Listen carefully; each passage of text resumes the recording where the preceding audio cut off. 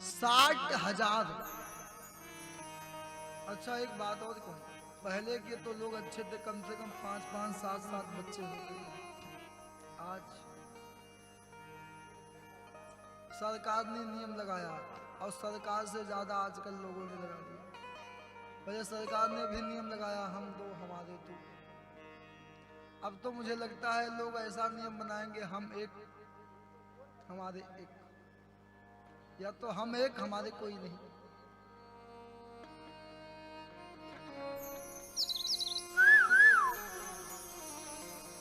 अपने पूर्वजों के लिए सूर्यवंश में गौकर्ण क्षेत्र में तीर्थ में कठिन तपस्या दिलीप के पुत्र भागीरथ, इनसे पहले लोगों ने भी खूब तपस्या किया, लेकिन गंगा को प्रकट नहीं कर पाए। और मैं कहता हूं ना, गंगा मैया से पावन दुनिया में कुछ नहीं। अच्छा हम लोग कहते हैं ना गंगा की बातें ही, मैं एक बात कहूं, दुनिया में ये मानते हैं सबसे ज्यादा पाप कहां होता है? धरती पे। और सबसे ज्यादा पाप शुद्ध कहां होता है? गंगा में। तो किसी ने गंगा जी से पूछा है, गंगा मैया तुम दुनिया का पाप धुलती हो, तब तो तुम दुनिया में सबसे बड़ी पापनी हो। आखिर आप उस पाप का क्या करती हो? तो गंगा जी ने कहा, मैं उस पाप को समुद्र को दे देती हूँ, जो सागर को दे देती हूँ सब कुछ। अच्छा हाँ, तो अब गए, हे समुद्र दुनिया में सबसे बड़े पापी तुम हो। पूछा क्यों?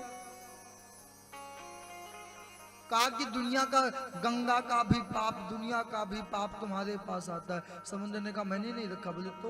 बोले वो पाप मैंने भाप के रूप में आकाश को दे दिया। जाकर के आकाश से कहा, हे आकाश तुम सबसे बड़े पापी हो। क्यों? दुनिया का सारा पाप तुम्हारे पास है। आकाश ने कहा मैंने उस पाप को नहीं रखा है। क्यों? मैंने ब्याज समेत उस भाप को जल के रूप में परिवर्तित करके पृथ्वी पे भेज दिया है। पृथ्वी के पास आए, बोले मां तू सबसे बड़ी पापनी है। तो पृथ्वी ने कहा मैं पापनी नहीं हूं। बोले तुम मुझे एक दाना देते हो। अच्छा किसान एक बीघे में मुश्किल से 1-2 किलो अनाज बोता होगा, और कितना अनाज पाता है?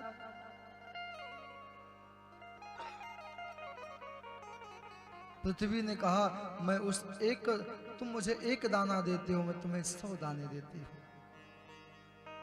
वो सारा पाप कहां आ गया? अन्न में। हम लोग जो खाते हैं, तो अन्न का क्या करना चाहिए? भगवान को अर्पित करना चाहिए। अच्छा भगवान खाते तो कोई भोग लगाता? अच्छा जितनी माताएं सबके घर में ठाकुर जी होंगे, लेकिन जब शाम होता है, सुबह तो कोई बात नहीं, सुबह का शाम खा लेंगे। तो घर में 4 लोग हैं तो पूछते ना भाई कौन कितना खाएगा? 2 या 4?